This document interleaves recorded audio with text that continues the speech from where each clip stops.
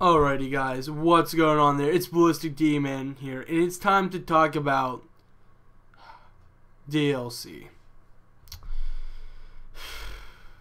DLC is now one of the most important things in the gaming industry because it's in every damn game.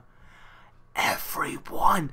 Now, the reason I'm going to start talking about this is because of Evolve. Now, a couple weeks ago, there was that whole controversy over all that DLC, Day 1 DLC, where there was $139, some crap like that, of DLC that wasn't included in the Season Pass and wasn't included in the regular purchase of the game. So you had $60 for your game, $25 for the Season Pass, and $139 and other stuff. And this was all like really dumb stuff, like skins and whatnot, like $1.99 all the way up to $8.99 each. Now, DLC, I understand why you put it in games nowadays, people. Some games benefit from it. You know, take a look at maybe the Call of Duty games, for example. Those games get expanded on whenever they get the DLC. Now, I'm not saying Call of Duty is a good game, but they do a good job with DLC because they already put all those, like, there's usually a standard, like, 15 maps in the base game Call of Duty. Then each map pack usually adds, like, 3 to 4 new maps with something to do with one of their other modes. And at $15 a piece, that's not bad. Now, at least they don't go overboard with it. Then you have, I think one of the best examples of DLC is Mario Kart 8, where it was $11.99 for the Season Pass. You're going to end up getting 6 characters in total, with 4 new cups across both of them, with 4 races in each of them. That's a good 16 more tracks. That ain't bad. With the 4 characters, $11.99, I don't mind spending that.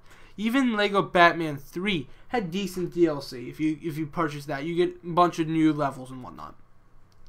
But the games that it pisses me off with are games like Evolve, where whenever the base game came out, you had 3 monsters and 4 different classes of hunters, and then various different hunters within those hunter classes. Now, the Season Pass is going to get you more hunters and more monsters. The monsters themselves, when they come out, $15.99 each. What? You're going to give me an online-only game, give me 3 monsters to play as, only 3, and then expect me to pay $15.99 for an extra monster.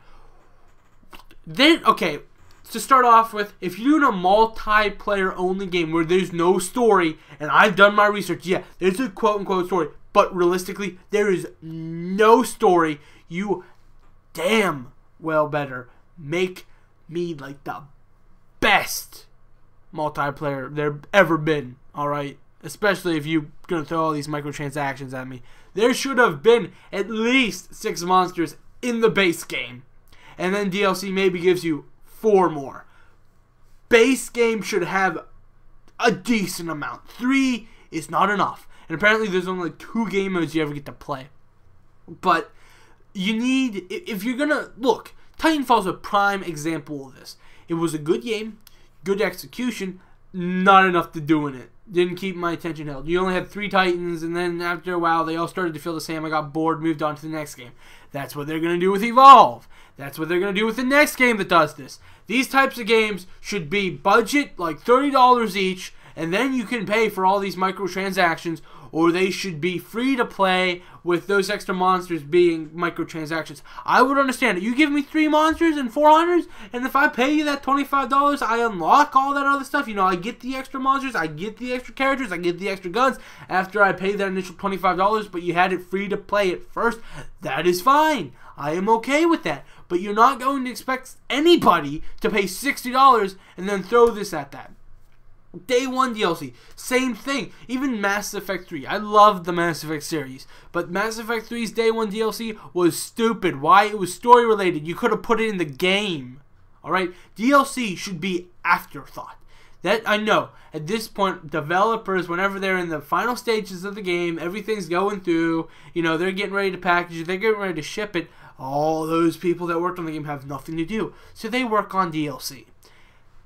I don't care if you work on DLC. I don't. But you better make it worth my money to buy. Better make it interesting, you know. It better not just be, oh, you'll get the one mission that if you don't have in the game, you're kind of missing a couple things type of deal. Because that's stupid. Microtransactions, whereas like leveling up, that should never be involved in a single player game as well. That is dumb. Okay? If you're going to give me single player DLC, it has got to be something along the lines of extra missions or something like that. Even character skins in single player I can see being a reasonable thing to purchase.